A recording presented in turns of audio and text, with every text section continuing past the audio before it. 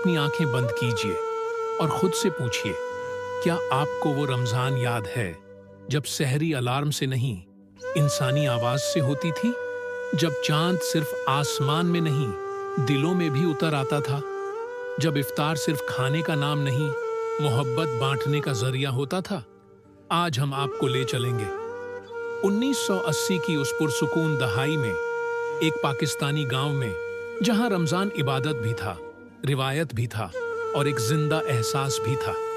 रमजान का आगाज चांद देखने से होता था। ये कोई मामूली बात नहीं थी, ये एक जज्बाती रस्म थी। मगरिब के बाद गांव के बच्चे, नौजवान और बुजुर्ग खुले मैदानों में जमा हो जाते। हर आंख आसमान को टटोलती, हर दिल धड़कता, और जैसे ही किसी की आवाज बुलंद होती, चांद नजर आ गया, पूरा गांव खुशी से गूंज उठता। कोई मस्जिद की तरफ दौड़ता, कोई घर जाकर खबर देता और कोई बच्चों को सीने से लगा लेता। उस लम्हे ऐसा महसूस होता था जैसे रहमत खुद आसमान से उतर आई हो।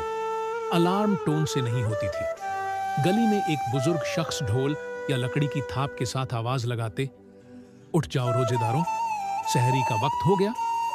और फिर घरों में हलचल शुरू हो जाती। चूल्हे जलते, रोटियों की खुशबू फैलती, चाय में इलायची की महक घुल जाती। माँ प्यार से उठाती, बेटा उठ जा, रोजा रखना है। नींद से बोझिल आंखें, मगर दिल में अजीब सी खुशी।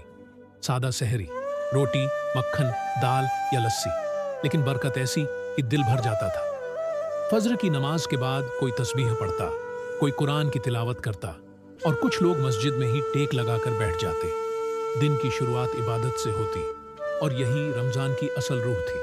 गर्मी सख्त, बिजली कम, सहूलियतें ना के बराबर, मगर सब्र आज से कहीं ज्यादा था। खेतों में काम भी होता, जानवरों की देखभाल भी और रोजा भी। बच्चे आधा रोजा रखते।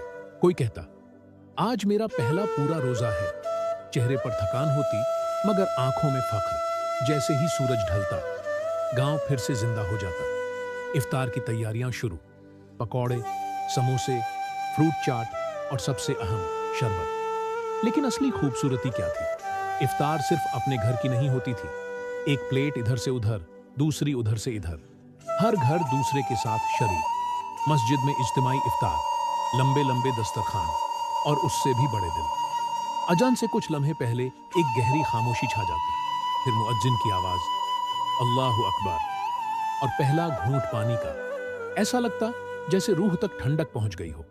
फिर ईशा और तरावीह। बच्चे नए कपड़े पहनते, बुजुर्ग टोपी संभालते, मस्जिद भर जाती। तरावीह लंबी होती, मगर किसी को जल्दी नहीं होती।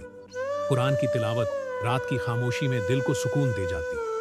तरावीह के बाद जिंदगी थमती नहीं थी। गली के नुक्कड़ पर बैठकी लगती, कोई दीनी बातें करता, कोई पुरानी यादें सुनाता और कहीं हल्की फुल्की हंसी भी गूंजती।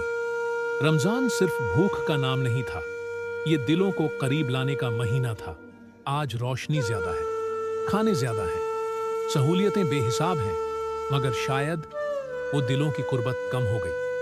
वो चांद देखने की बेचैनी नहीं रही, वो इज्तिमाई इफ्तार की रौनक कम हो गई।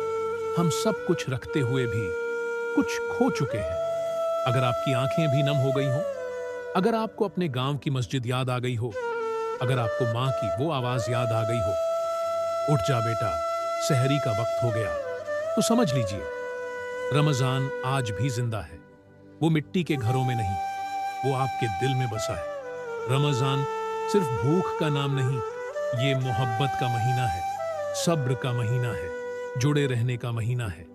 अगर आपको भी अपने बचपन का रमजान याद आ गया हो, तो इस वीडियो को लाइक कीजिए, चैनल को सब्सक्राइब कीजिए और कमेंट में जरूर लिखिए, आपके बचपन का रमजान कैसा था?